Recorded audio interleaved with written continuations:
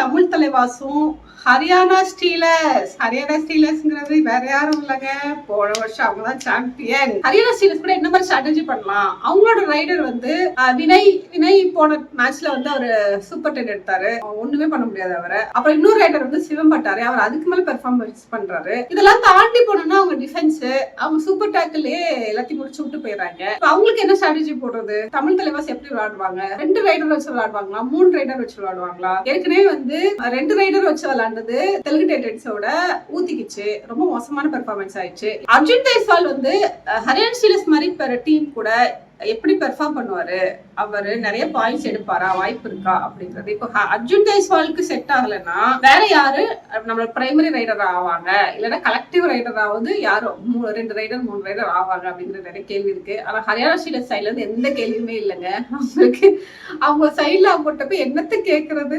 அவங்க top of the table வர்றதுக்கு I think ஒரு மேட்ச் ஜெயிச்சாங்கன்னா டாப் ஆஃப் த டேபிள் வந்துருவாங்க, அதுக்கு அவங்க விளையாடுவாங்க. அவங்க ஏற்கனவே கப் அடிச்சிருக்காங்க, இப்போ வந்து ஆல்மோஸ்ட் செகண்ட் டேபிள்ல செகண்ட்ல இருக்காங்க, ஒரு மேட்ச் ஜெயிச்சு ஃபர்ஸ்ட் வந்துருவாங்க. பாப்போம் தமிழ் தலைவாஸ் எப்படி விளையாடுறாங்கன்னு. சோ நம்மளோட ப்ரெடிக்ஷன் தமிழ் தலைவாஸ் ஜெயிக்கிறதுக்கு வாய்ப்பு இல்ல. ஆனா கொஞ்சம் ரீசெண்டா தோத்துட்டீங்கன்னா உங்களுக்கு கொஞ்சம் அடுத்த கேம்ல கொஞ்சம் கான்ஃபிடன்ஸ் இருக்கும் அப்படிங்கறத நம்மளோட பெர்ஸ்பெக்டிவா இருக்கு.